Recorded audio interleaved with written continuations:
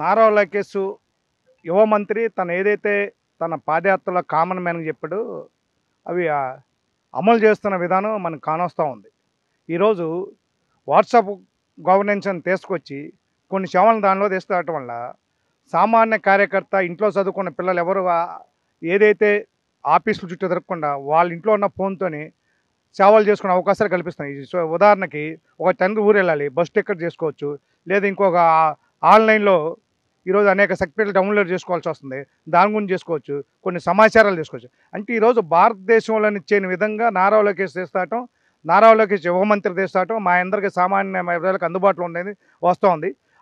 అవి తీసుకురావటమే కాకుండా అవసరమైతే ఏదైతే వాళ్ళు చేస్తూ ఉన్నారో కొంచెం దీని మీద మాలాంటి వాళ్ళని కూడా ఎడ్యుకేట్ చేయడం కోసం బాగుంటుంది. ఈరోజు విద్యా వ్యవస్థలో కూడా చాలామంది తన విద్యాశాఖ మంత్రి విషయం చాలా ఎంగంగా మాట్లాడి విద్యా వ్యవస్థలో కూడా కొత్త మార్పులు తీసుకొస్తూ ఉన్నాడు. ఇంటర్మీడియట్ చదివే పిల్లలు కూడా అన్న క్యాంటీన్లో పెడతాం, ఇలాంటివి చేస్తున్నారు, పిల్లలతో అన్నం తింటూ ఇవన్నీ చేస్తున్నారు. అందుకని ఈరోజు ఏదైతే నారా లోకేష్ యువ మంత్రి ఉన్నాడో ఖచ్చితంగా అద్భుతంగా చేస్తూ ఉన్నాడు. రానున్న రోజులు ఆయన పని ఇంకా బాగా మెరుగుపడుతుంది, ప్రజలకు అందుబాటులో ఉంటాడని మాకు అనిపిస్తూ ఉంది. పరిపాలన నంబర్ 1గా ఉందండి. మా రోడ్లు బాగుపడ్డాయండి, దొంగలు బాగుపడ్డాయి. మరి అదేవిధంగా ఇదివరకు మొత్తం ఎక్కువేసేవాళ్ళండి. ఇది మహాత్మా గాంధీ గ్రామీణ ఉపాధి హామీ పథకం ఇప్పుడు చాలా సిన్సియర్గా కరెక్ట్గా జరుగుతుందండి. ఏమండి ఇప్పుడు గతంలో ఆ పార్టీని వీడియో విమర్శించారు, ఈ పార్టీ అది రాజకీయ పార్టీ సహజమేనండి. కానీ నేను ఒక సామాన్య మానవుడిగా, ఒక రైతుగా నేను చెప్తున్నానండి, రూలింగ్ చేసిన నాయకుడు చంద్రబాబు నాయుడు గారు. ఆయన పరిపాలన చాలా బాగుంది. ఏమంటే గతంలో 4 నెలలు 3 నెలలు నేను సివిల్ సప్లై ఆఫీస్కి వెళ్ళానండి. సివిల్ సప్లై వెళ్తే మరి 4 నెలల దాకా రాకపోతే మీ ఆధార్ కార్డు నెంబర్ చెప్పమన్నారండి, త్వరలో పడతాయి అన్నారు. అవి ఎప్పుడుకో పడేయండి. ఇప్పుడు అలా కదండి, విత్ ఇన్ 48 అవర్స్ లోపు ప్రతి రైతుకి డబ్బు వచ్చేసిందండి. మరి మేము ₹2 వడ్డీకి తీసుకుని దాన్ని వ్యవసాయం చేస్తామండి. మరి ఆ వడ్డీ డబ్బులు రాగానే బాకీలు తీసుకుంటాం. ఆ బాకీలు సకాలం తీర్చేనే మరి రైతు మాకు అప్పేస్తామండి. మళ్ళీ మేము అప్పు తీసుకుని మేము వ్యవసాయం చేసుకుంటామండి. మరి మేము సన్నకారు రైతులు అండి. అదండి ఏమంటే మాకు చాలా ఆనందంగా అనిపిస్తుందండి. ఇప్పుడు సంక్రాంతి వస్తే గాలి వండుకుంటే ఎంత ఆనందంగా ఉంటుంది, మరి డబ్బులు వస్తే మాకు ఆనందమే కదండి. మీరు టెన్షన్ లేదు, ఆలోచనలు ఎప్పుడు వస్తాయని భయం లేకుండా మాకు డబ్బులు వస్తాయి. మాకు అది మాత్రం చాలా హ్యాపీ అండి రైతు. అదండి ఈ సంవత్సరం పండుగ కూడా బాగుపడింది. లోకేష్ బాగుంది, టీడీపీ బాగుంది. లోకేష్ పరిశ్రమలు చేస్తున్నాడు, ఐటీ ఇవన్నీ ఎలా అనిపిస్తుంది? అది బాగుంది, బాగా ఉపయోగపడుతుంది అంటే ముందు బాగుంటుంది, ఫ్యూచర్ బాగుంటుంది. గూగుల్ టీసీఎస్ వస్తున్నాయి కదా. అవును బాగుంది, ఇప్పుడు ముందుగా బాగుంటుంది. ఇప్పుడు వాట్సాప్ లోనే ఆయన కొడితే సేవలన్నీ వచ్చేది రిలీజ్ చేశారు, ఎట్లా అనిపిస్తుంది అది? అది బాగుంటుంది. ఇప్పుడు షాప్ ఆఫీసు చుట్టూ తిరగవసరం లేదు, లేదు అవసరం లేదు, తిరగకుండానే మనం హాయ్ అంటే చాలు మనం వచ్చేస్తాం, సేవలన్నీ వచ్చేస్తాం. ఆర్టీసీ కూడా బుక్ చేసుకోవచ్చు దాంట్లో, ఐటీసీ కూడా వస్తున్నాం, ఆర్టీసీ టెంపుల్స్ అన్ని వస్తున్నాయి. ఇవన్నీ ఇలా చేయడం వల్ల ఎలా అనిపిస్తుంది మీకు?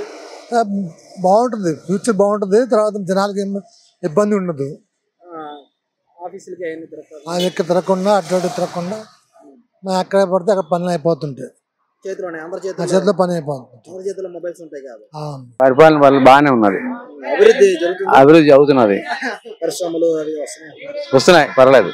ఇప్పుడు లోకేష్ ఉన్నాడు, లోకేష్ ఐటీ మినిస్టర్ కింద బాగా చేస్తున్నాడు. మనకి విశాఖపట్నం వస్తున్నాయి అన్నారు కదా, గూగుల్ టీసీఎస్ వస్తున్నాయి కదా, పిల్లలకి ఉద్యోగాలు వస్తాయి, సంతోషం. బాగానే చేస్తున్నాడు. పాత ఐటీ మినిస్టర్ మీద వాడి మీద బెటరే. సరే ఇప్పుడు మనం చూసుకుంటే వాట్సాప్ ఈ గవర్నమెంట్ ప్రారంభించారు. వాట్సాప్ లో హాయ్ అని పెడితేనే రకరకాల సేవలన్నీ వస్తున్నాయి. ఇలాంటి ఉపయోగకరమే. అది ఉపయోగకరం ఇంకా మాకు రాలేదు, ఉపయోగకరమే వచ్చేస్తా. ఉపయోగకరమే ఎలా అంటారు? బయట ఆఫీస్ తిరగకుండా, బయట తిరగకుండా మరి మున్సిపల్ ఆఫీసులకి ఎంఆర్ ఆఫీసులకి తిరగక్కర్లేదు కదా, మన ఇంట్లో గురించి చేసుకోవచ్చు, సచివాలయం వాటికి వెళ్ళక్కర్లేదు. అదే ప్రతి ఒక్కరి దగ్గర ఫోన్ ఉంది కాబట్టి మనం బర్త్ సర్టిఫికేట్లు అన్ని తెచ్చుకోవచ్చు. చాలా సంతోషం, మంచిదే కదా, బయటకు వెళ్ళక్కర్లేదు, ఇంట్లో కూర్చొని సంతోషి అనుకుంటే ఆయన 40 సంవత్సరాల అనుభవం కదా, ఏమైనా చేస్తాడు. అది బాగుంది. ఓకే. కూటమి ప్రభుత్వం చెప్పే వరకు కొన్ని పనులు అయ్యే వరకు న్యాయంగా పద్ధతిగానే ఉంది. ఒకటి. రెండోది, ఇది కొనసాగేలాగా ఆఫీసులకి ఆదేశాలు కరెక్ట్గా ఉండాలి. క్రిత ప్రభుత్వంలో లాగా తిరగడం, వారి ఇష్టానుసారం రికార్డులు మార్పులు చేర్పులు చేసేసి ఉన్నారో చాలామంది దానికి బాధపడుతూ మళ్ళా ఈ ప్రభుత్వం వారికి దరఖాస్తులు పెట్టుకున్నారో దరఖాస్తులు పెట్టుకున్న వాళ్ళకి సరిచూసి వాళ్ళకి న్యాయం చేస్తారని క్రితంలో సిట్ అనేది పెట్టారు. పరిపూర్ణమైన జరగలేదు.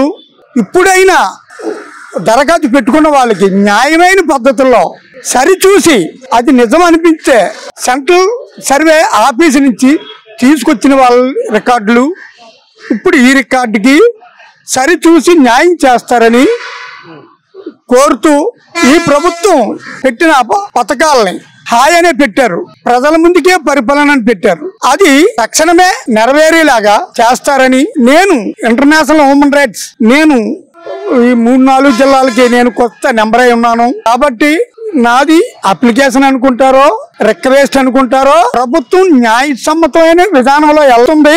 అది జరిగేలా చూస్తారని మరీ కోరుతూ సెలవు తీసుకుంటున్నాను.